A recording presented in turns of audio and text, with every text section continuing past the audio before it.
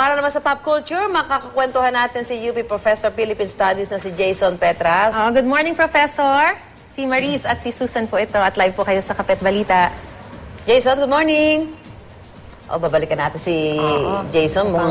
Naputol na ating mga pop culture. May mga pop culture yan, sinasabi yan. Yung mga trending topics. Very interesting din yan, no? Bukod sa politika, isa pa tong aspect. Kasama ba dyan si Sai?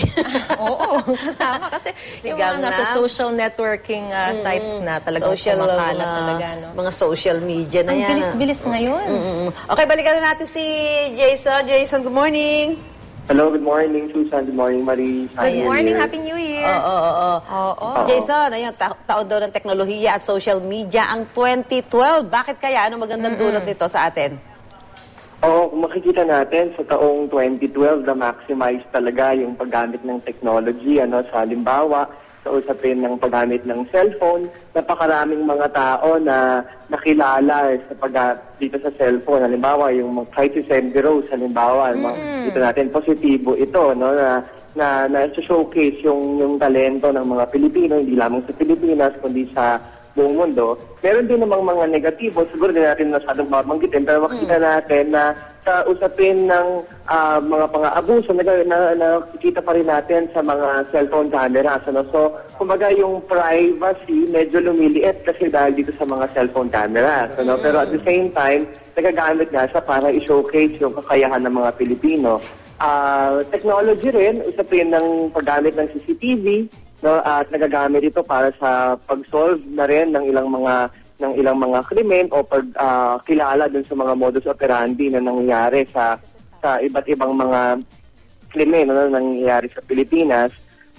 Boom din, halimbawa, yung cellphone industry, kung makikita natin, kasi hindi lamang dito sa panahon ng 2012, talagang umarangkada yung mga cellphone industry na gawa ng mga Pilipino. At kumbaga nagbibigay ito ng mas accessible, nagkakaroon ng mas access yung mga tao dahil mas mura yung cellphone at saka kumbaga nabibigyan sila ng panahon para magamit yung iba't ibang mga gadgets na dati hindi na nagagamit kasi napakamahal. In other words, Jason, talagang mas nanaig yung mga magagandang effects o yung magagandang epekto nitong mga social networking sites, mga cellphones, ng technology, kung ikukumpara dun sa mga naidulot din naman itong mga negatibo. Sa tingin ko, kasi tayo mga Pilipino talagang lagi naman natin hanggat maaari na ma-maximize kung ano yung potential nitong mga iba't ibang klase ng teknolohiya, yung mga social networking sites, nagamit, halimbawa ang Facebook nagamit natin para hindi lamang na mga personal na mga status, kundi kahit yung mga social commentaries. Na usong-uso ng 2012 yung mga memes na tinatawag natin, yung mga larawan na mga kakatuwa, na nagbibigay ng mga komentaryo tungkol sa politika, tungkol sa mga pangyayari sa lipunan. Well, sa isang banda, nagkakaroon din ito ng negatibo kasi nga may mga tao na biglang nahuhusgahan sa Facebook o sa Twitter. Pero at the same time, makikita natin na yung tao, mga Pilipino, ay nakikilahok at may kakayahang makilahok sa mga ganitong mga nangyayari sa lipunan niya. At kita yon doon sa mga social networking sites. So, isang banda, positibo kasi nabibigyan ng tinig yung mga tao na hindi naman nabibigyan ng tinig sa matagal na panahon. So, ano yung nakikita mo na maaari mauso sa Filipino pop culture ngayong 2013? Sa 2013, makikita natin na kahit na may mga foreign influences na dumarating sa Pilipinas, nabubuhay pa rin naman yung mga Pinoy pop at magpapatuloy ito. Halimbawa, sa kabila ng pagkauso ng Gangnam Style noong 2012, kitang-kita pa rin natin na nauso pa rin yung Cha-Cha ni Raisa Dizon, at saka yung Pusong Bato na matagal ng kanta yun, pero nauso pa rin, nagbalik sa uso. So maraming... yung mga yung mga mas murang cellphone na made in the Philippines, so nagbibigay ng access doon sa mga tao. So nakikita natin lalo pa sigurong magiging buhay yung paggamit ng cellphone dahil sa panahon nga ng election ngayong 2013. Nakikita natin na mas marami pang sisikat ngayong 2013 dahil dyan. And I think it's also worth mentioning yung U-Scoop, U-Scoop na marami talagang tumutulong sa pagbibigay ng balita sa mga nakikita nila dahil na rin sa mga ginagamit nilang teknolohiya. Ay, oo, tama ka dyan, Marisa. No? Kasi kung makita natin, nagagamit talaga yung technology kahit na rin sa panahon ng mga kalamidad. Ano? So, yung mga tao, nagkakaroon sila ng pagkakataon na Involvement, magpaabot ano? ng tulong. Oo, dahil din sa teknolohiya. Yung teknolohiya nakakatulong para magkaroon ng mas involvement ang publiko sa lahat ng nangyayari sa paligid. Ano? Anyway, maraming salamat, Jason Petras, si Professor Maraming Jason salamat, Petras. Happy New Year! Happy New Year, ayan Okay, ha. Happy New Year. Okay, ngayon naman ay pag-usapan natin yung mga personalidad na nag-trend ngayong taon. Oo, ang Maris. dami niyan. Sino ba yan? May mga kakilala ka ba? Tingnan natin, ha? Marami. O, teka, sino ba yung mga nagbabangayan yan? Tingnan natin, meron ba nag-aaway? May balita ako, may nagbabangayan daw dyan sa, Awatin natin sa labas. kaya. Sino ba? Nasaan ba yan? Oh. Good morning from the inner house and the outer box. I am pa Miriam Santiago. I was born with a dictionary in my mouth.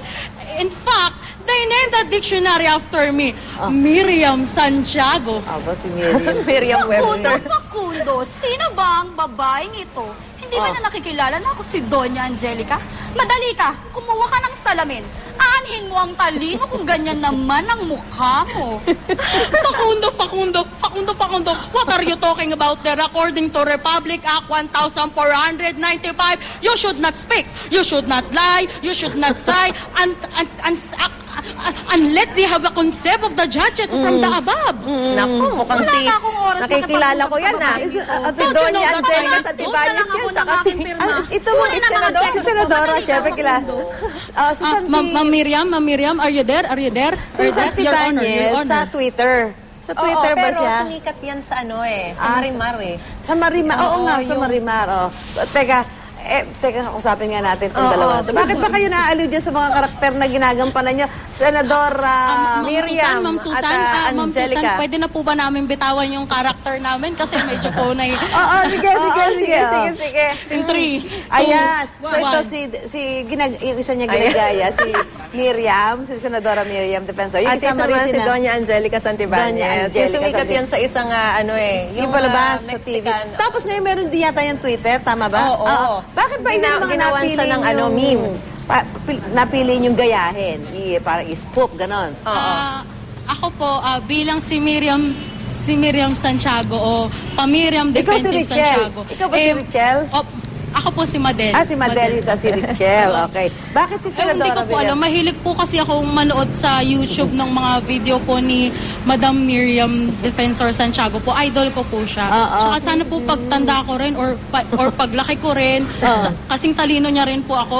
Ganun. Naku, di puro talaga yung mga English niya. Kita mo mga diction niya, di ba? Talagang highfalutin. Highfalutin. Ang kanyang mga Ay, palutik po. vocabulary. Si Doña Angelica Santibáñez, ito naman si Richel. Talaga naman kaganyan-ganyan ka, ha? Oo. Talaga in character pa rin. Bakit naman siya ang gusto mong gayahin?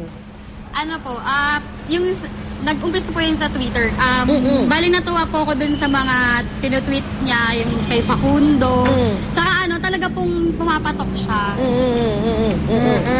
Ngayon, paano ngayon 2013? Ikaw pa rin ba yan? O baka magpapalit ka? Kasi baka may mga mausong bagong karakter, personalidad.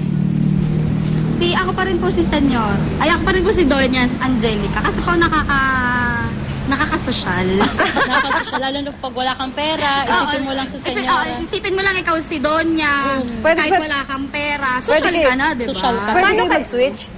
Pwede Kaya kayo niyo ba mag-switch? yun? Kakayanin niyo, mag-switch kayo ngayon. Ikaw si Madel, ikaw si Doña Santibáñez. Oo. Tapos ikaw Ay, si... kaya po. Katawan pa lang po kaya na. Oo. Pero paano nyo ginagawa yan? Nag-e-emote ba kayo? Ganyan? Para talagang in character kayo? At anong naidulot nito sa inyong buhay? Very briefly lang.